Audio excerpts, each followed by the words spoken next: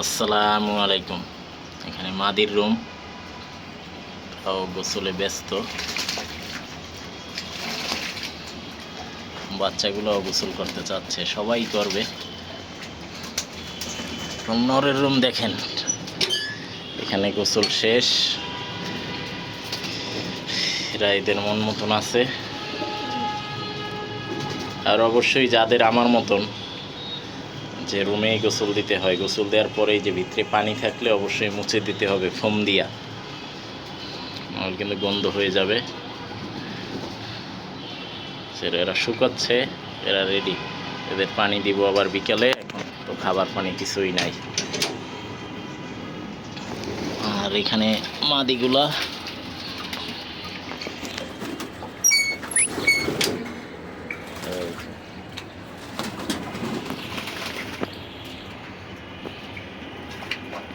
পানিটা যদি একবারে ভরে দিতে পারতাম আরো গোসল ভালো করতো। এই যে বাচ্চাটা আসবে,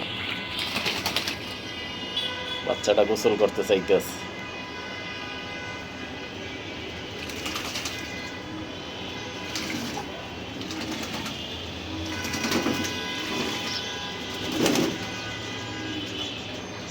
মাদের রুমে কবুতর বেশি নামে নাই, হয়তো আস্তে আস্তে নামবে।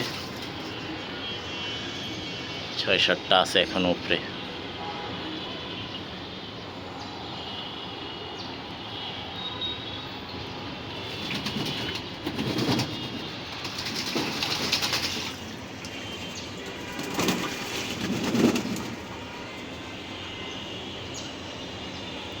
ওই যে বাচ্চা একটা নামছে, ঠোঁটে যে একটা গোটা আছে, বাচ্চাটা নামছে।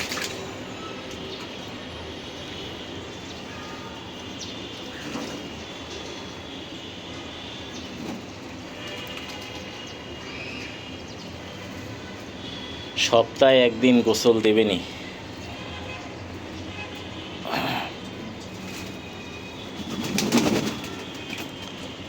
আর যে কবুতরটার গরম লাগছিল অনেক, এই যে কবুতরটা হা করেছিল গরমে।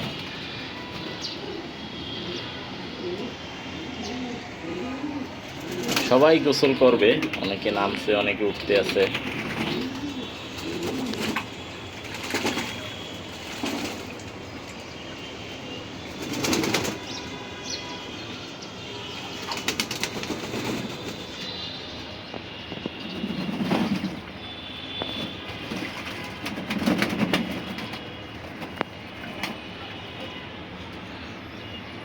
সাদা বাচ্চাটা আসতে পারতেছে না আসলেও শরীর পুরো ভিজে গেছে।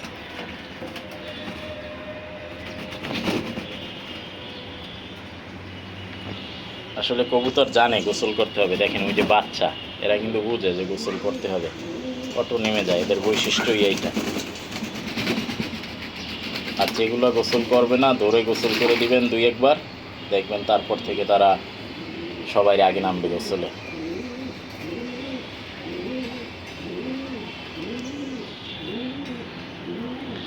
আর এর গোসল করার কোনো চিন্তা নাই, মস্তি করার চিন্তা। যে এই মাদিটা নতুন আলাদা করছি, পুরো গোসল করে ভিজে গেছে।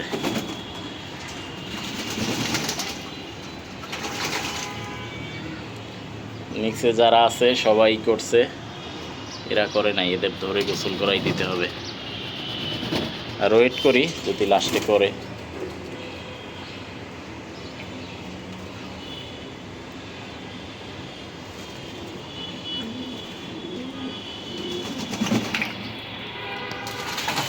তো আর কি, সবাই ভালো থাকেন।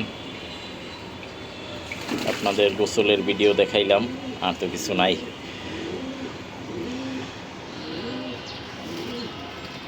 লাইক, কমেন্ট, শেয়ার করবেন এবং চ্যানেলটা সাবস্ক্রাইব করে সাথে থাকবেন। আর সবাই সবার জন্য দোয়া করবেন।